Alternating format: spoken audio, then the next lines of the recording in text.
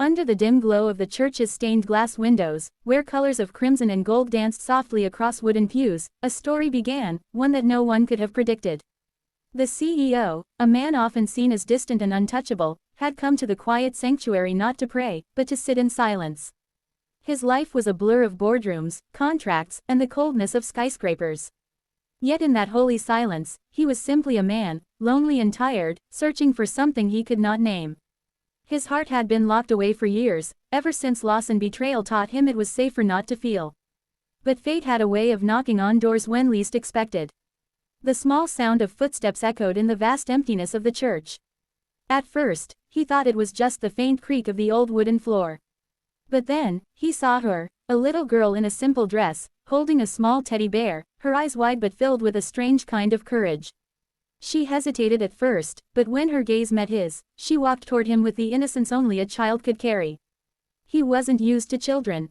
He wasn't used to anyone approaching him without fear or calculation. Yet here she was, standing in front of him as if he wasn't the powerful man the world bowed to, but simply another soul in need of kindness. "Are you sad, mister?" she asked, her voice so pure that it broke something inside him. He didn't know how to respond. Words felt heavy on his tongue. But she didn't wait for an answer. Instead, she hugged her teddy bear closer and whispered the words that would change everything. "I don't have a papa, can you be my daddy forever?" The weight of her plea was unbearable and yet healing at the same time. For years, he had buried his emotions under layers of success, wealth, and control. Yet this little girl, with her fragile voice, tore through every wall he had built. She wasn't asking for money, gifts, or promises. She wasn't asking for the things the world expected of him. She was asking for love, for someone to stay. And for the first time in decades, he felt tears sting his eyes. Her story unfolded slowly, gently, as children often reveal things in fragments. She had been brought to the church by her grandmother, who was struggling with illness. Her mother had passed away years earlier, and her father had never been in her life. The grandmother was her only family, and even she feared the day she could no longer care for her granddaughter. The little girl had overheard whispered prayers, seen the worry in her grandmother's eyes, and understood more than a child should. That's why she asked him, this lonely man sitting alone in church, to be the father she had never known. For days afterward, he could not stop thinking about her. He went back to the church, not for faith, but for her. Each time, she would be there with her teddy bear, sitting in the front pew, humming softly to herself. Slowly, he began to talk to her. At first, just a few words. Then, longer conversations. She told him about her favorite stories, about how she loved drawing rainbows even when the sky was gray, about how she dreamed of one day having a family who would clap for her at school performances. He listened in silence, and for the first time, his heart began to soften. The CEO, once a man of cold logic, began to feel the warmth of something he thought he had lost forever, hope. The little girl saw no wealth, no power, no status in him. She saw only a man who needed love as much as she did. And in that church, beneath the watchful glow of saints in stained glass, a bond began to grow.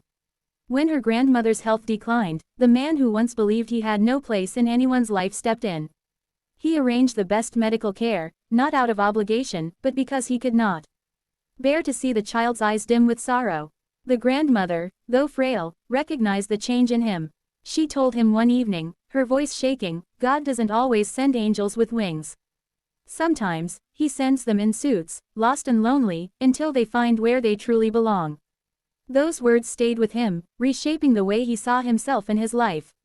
The child began to call him Papa, in whispers, afraid he might not accept it. But one day, when she tripped and scraped her knee, she cried out for him without thinking. The word, Papa, echoed through the church, and as he rushed to her side, something inside him broke free.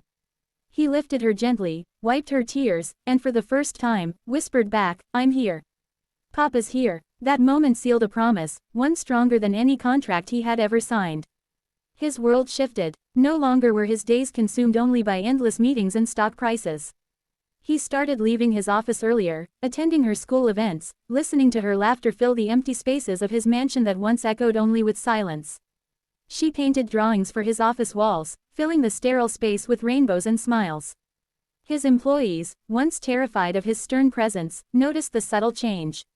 The once cold CEO now carried warmth in his eyes, softened by the love of a child who had chosen him. Her innocence transformed him in ways nothing else could. She taught him to see beauty in the simplest of things, the joy of chasing butterflies, the comfort of bedtime stories, the courage of holding someone's hand in silence. In return, he gave her stability, protection, and the unwavering presence she had longed for. He wasn't perfect, he stumbled, he struggled with the unfamiliar role of fatherhood, but every time he looked into her trusting eyes, he knew he had found his true purpose. As seasons passed, their bond deepened. The grandmother, at peace knowing her granddaughter was no longer alone, whispered her final blessing before she passed away. The girl clung to him in grief, but this time, she was not facing loss alone. He was there, holding her, reassuring her that she would never again have to beg for someone to stay. Years later, when she stood tall and radiant, graduating from school, he was the loudest one clapping in the audience. She found him in the crowd, and just like that day in the church, their eyes met. Only now, there was no loneliness in his gaze, only pride, love, and the unshakable bond of a father who had been found not by blood, but by destiny. The story of the little girl and the lonely CEO reminds us that family is not always about who shares our name or our blood, but about who shows up, who stays, and who loves us without conditions. Sometimes, love comes when we least expect it, through the smallest voices with the biggest hearts. And sometimes, the most powerful transformations happen not in boardrooms or battles, but in the quiet corners of a church, where a child dares to ask for love, and a man finally learns how to give it. This tale is more than fiction. It is a reflection of something deeply human, the need for connection, the power of love, and the healing that comes when two broken hearts choose each other. It reminds us that no matter how lost or alone we may feel, there is always a chance for redemption, always a possibility of family, and always a reason to believe in love's power to mend even the deepest wounds. Love doesn't always arrive in grand gestures or perfect timing. Sometimes, it walks in softly, holding a teddy bear, and whispers the words that change a life forever. I don't have a papa, can you be my daddy? And when those words are answered, not with hesitation but with love, a new story begins, one that lasts a lifetime.